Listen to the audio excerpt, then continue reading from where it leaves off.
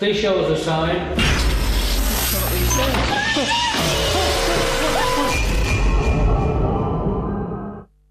Come towards us now. A menacing shapeshifter, a lost queen and tortured prisoners await the most haunted team as we travel to Cumbria.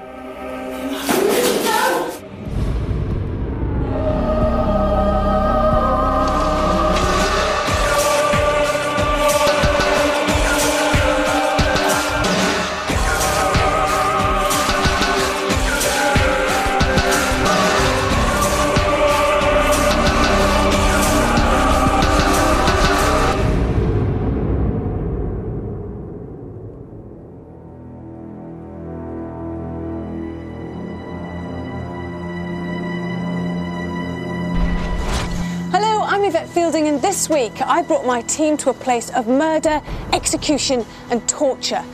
Welcome to Most Haunted and to Carlisle Castle.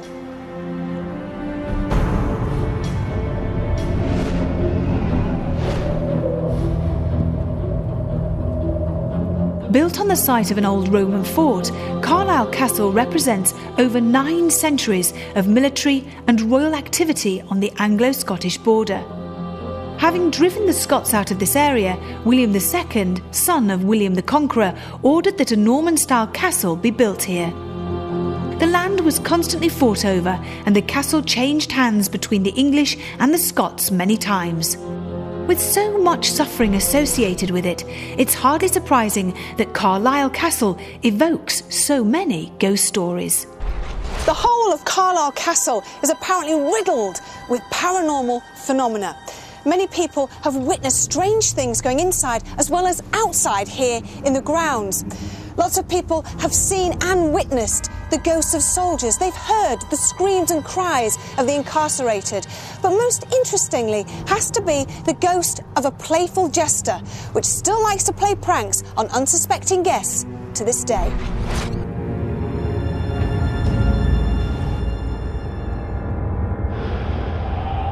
However, some of the guests of this castle would have done anything not to be here.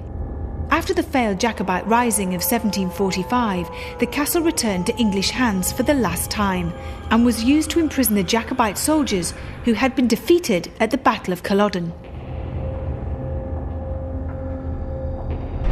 In the 1280s, Edward I had captured prisoners in this dungeon with chains around their necks, perched on a ledge. When they fell forward through tiredness or complete exhaustion, they would hang themselves. The chains were so tight. There is an area of the wall called the licking stone. This was the only moisture available to some prisoners, and there is a clear indentation in the wall where the prisoners fought to quench their thirst. It would seem that their tortured souls have remained after death, as dark figures have been seen walking endlessly around this area, moaning as if in great pain. One prisoner is said to have a dislike for anyone in the area, and his ghost is said to attack unwelcome visitors.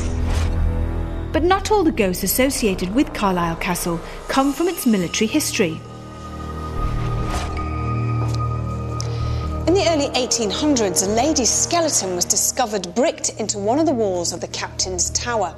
3 rings upon the bony digits of the lady's fingers and remnants of her silk tartan dress were evident. There were no clues to her identity, but evidence leads us to believe that she was walled up alive.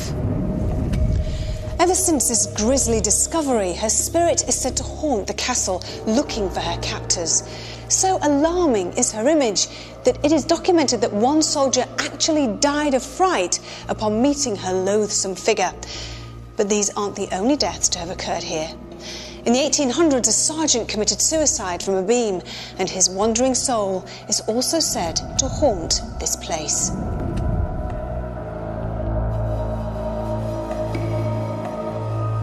Hoping that tonight will bring us into contact with some of the past inhabitants of Carlisle Castle, I have asked historian Leslie Smith to give us more information on the famous names that would have resided here. This castle became a very important site to Edward I and Edward II in their tremendous battle against William Wallace and Robert Bruce. It was really important, and a place where all sorts of difficulties occurred. When we come into another time, the time of Henry VIII, Henry was very keen, because of the Scottish-French allegiance, to make sure that this area on the border was properly looked after. So extra fortification was put in place with a Moravian builder who was actually sacked a couple of years later. But he did build an extraordinary-looking place, and in fact you will find other properties quite like this in places like Dover.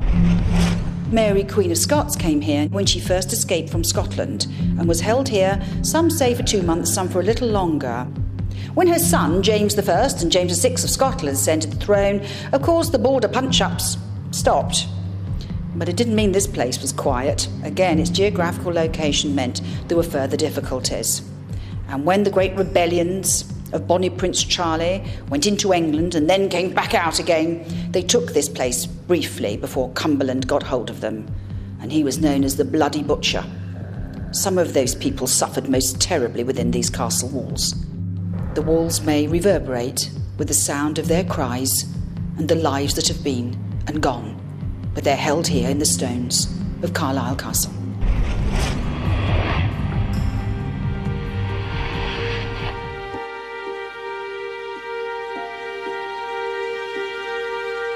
History plays an important part of our investigations, but in order to get an accurate picture, we must consider a building's architecture and its location, something that I wish to discuss with parapsychologist Dr. Kieran O'Keefe.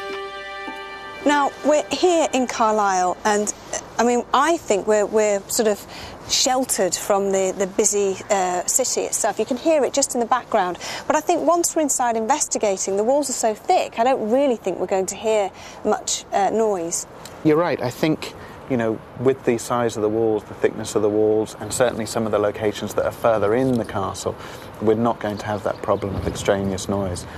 We will, however, especially in some of the tunnel areas and the dungeon areas, have a reverberation issue. So people need to be very, very vigilant about the fact, if they hear footsteps, that it's not actually them. So they need to stop. If they still hear one or two, then fine. But if they don't hear any after that, then bear in mind it could be your own footsteps just reverberating or echoing around the chamber.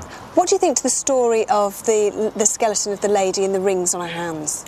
I think this story makes the apparition sighting stand out a little bit more than the rest, because we've got, an account of a soldier who was literally scared to death. And also we've got the account of this actual skeleton as well. It's not just a reference to somebody that lived here or may have lived here or a servant. You've got the actual story of the skeleton. I have to remain a little bit sceptical, however, because the main account does come from 1842, and since then we haven't really had any direct encounters with the apparition. We've just had a few visitors to the castle talking about a face in the window, and you know my feelings about that. We might be dealing with pareidolia. Is there anything that we've got to be wary of tonight? I think the Most Haunted team are going to investigate as professionally as they normally do. All right, people are going to get scared, there's going to be a suggestion factor. You know what we have to look out for tonight? It's something you have to look out for, and also your husband. Oh, what? Oh, because there's a curse here in Carlisle. Literally, a couple of minutes walk down here is a cursed stone.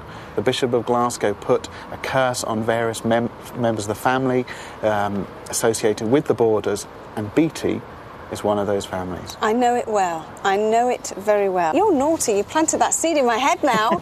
And what else should we be wary of? There is one particular phenomenon associated with this castle. You don't see that often, and that's a shapeshifter case. Oh, I like that. In an area of the keep, there's a particular chair where accounts have varied in terms of what shape is seen on the chair. Some have said a man, and then there are variations around that. But we are dealing with rare phenomena, a shapeshifter case. If people do actually see anything in a chair, and I'm not going to say where it is, but if they see anything in a chair, not to describe it, because I don't want that suggestion implanted in anybody else's mind, because we might get interesting accounts in one vigil and interesting accounts in another vigil, but they're seeing different shapes. But to describe it on camera, but not talk about it. Exactly, right, not to talk about it with the rest of the team. OK, I'm looking forward to it. You? Very much so. With the curse of the